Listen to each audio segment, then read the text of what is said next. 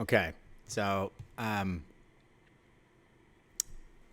something's happening on with my. I'm a newbie to this screen recording. I'm using OBS, and it's an awesome program, but I think my stuff keeps getting it'll record for a while and then mess up. So I'm gonna do a quick little summary of what I just worked through from the front end. So essentially what I'm done now is I want to add this ability to create this custom program account in my front end code. And let's see. So what I have here is I've created this function right here, handle create custom program account, which looks very, very similar to what I have in my test. So this method, first what it will do, and in fact, actually what I need to do is change, not the wallet store. So this is the helpful, let's see if there's, and we're going to call this custom program store, which is a SvelteKit store and not public key, but if there is not equal null, so if there's so what I have here is it's checking if I'm using a SvelteKit store to save the state of this custom program account for my front end, and if one already exists, then it should or basically right here, like there's one that already exists because PDA has a value. Then we do data, data account already exists is basically what I want to do. And something like that, and return. Otherwise, we're going to set up a new transaction, and what we're going to do is, just like we did in the test, we're going to derive. We're going to use the find program address. We pass in the seed, which is just a simple string, but we turn it into a buffer because that's what is needed. It needs bytes for the seed array. And then we use this workspace store, which this is a super handy part of that package. Part of the, go over here, Svelte on Solana, this package over here. Super helpful.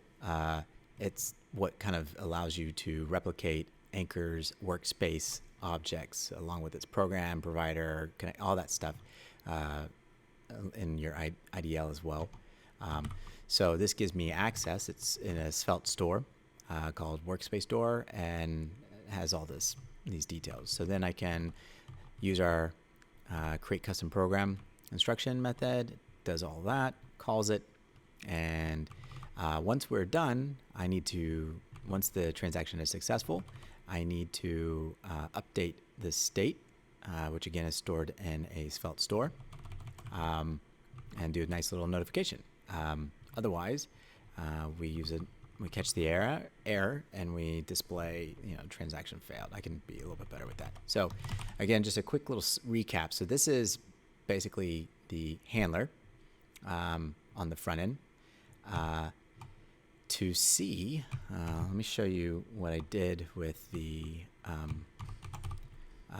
this custom program store.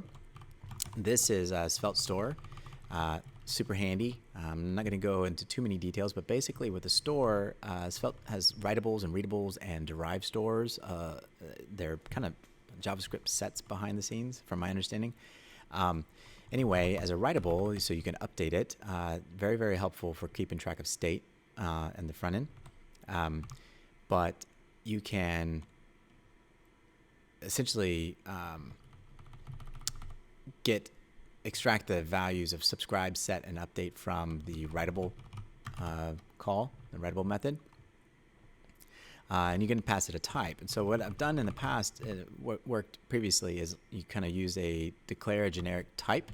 That's just kind of helpful.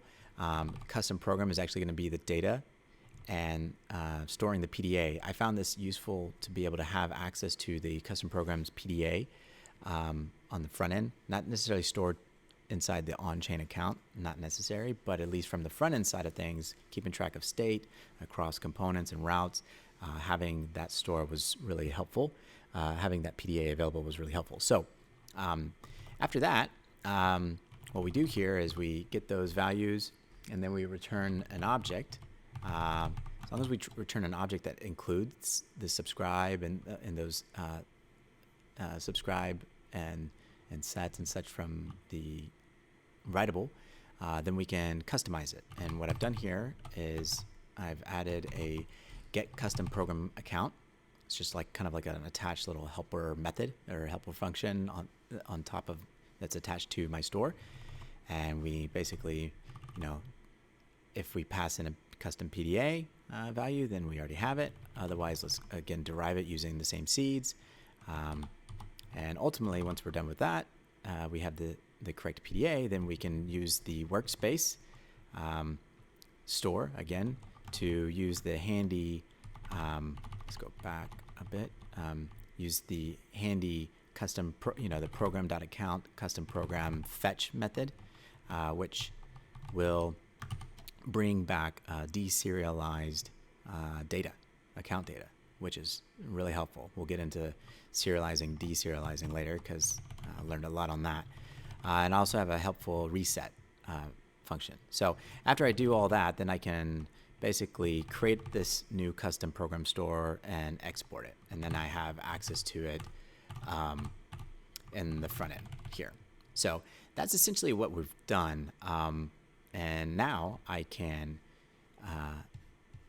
basically from the front end allows me to create this custom program and save it all into a store, which will have that custom program account data, which has the total escrow account value, which we'll be using every time we create a new escrow account.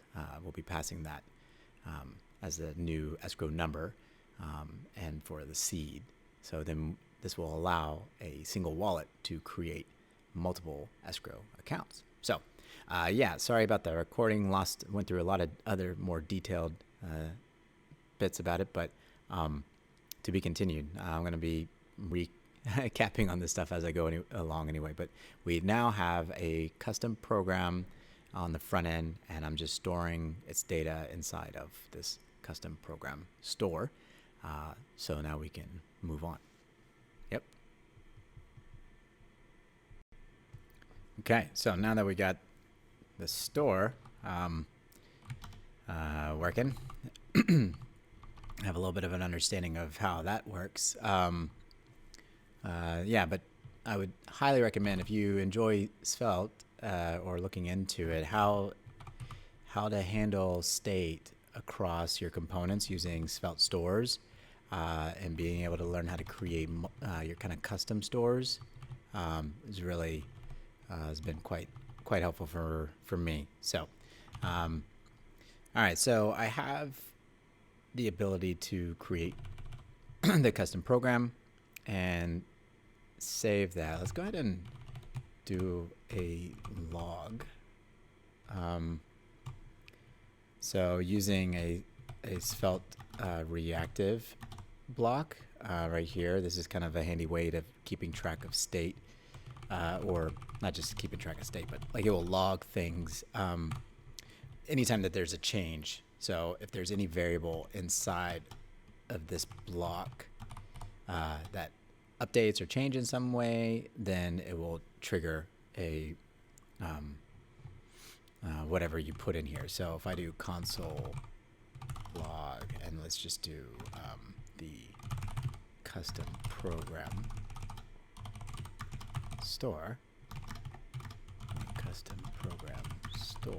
so anytime like this value changed, it will trigger. So when you put multiple things in here, anytime a single item in this block changes, then it just does a reactive trigger of all of them, even if console logs even if there's no real update to those particular ones. So anyway, it's been kind of helpful to watch. So now I did that custom program. If I look over here, yeah, so we have the here's the store. Oh, because I did the store, we have this it shows all of the properties. So it's got a set function, a subscribe function, an update, a reset, which is my custom, and a get custom. Now I don't want that's funny. I don't want the outline of the store. I actually want the internal values. So I need to use the reactive symbol and refresh, and everything is null at this point, and that's because I've just refreshed. It doesn't like refetch it. So let's clear this.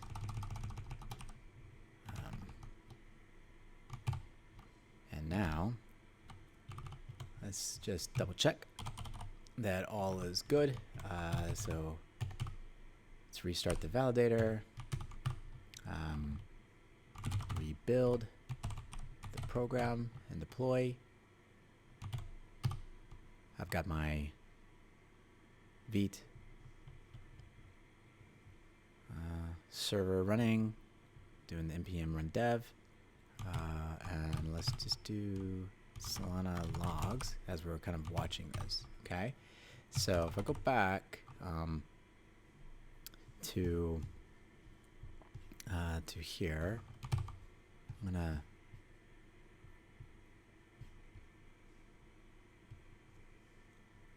click on this create custom program button, and transaction failed to send attempt to debit an account but found no record of prior credit.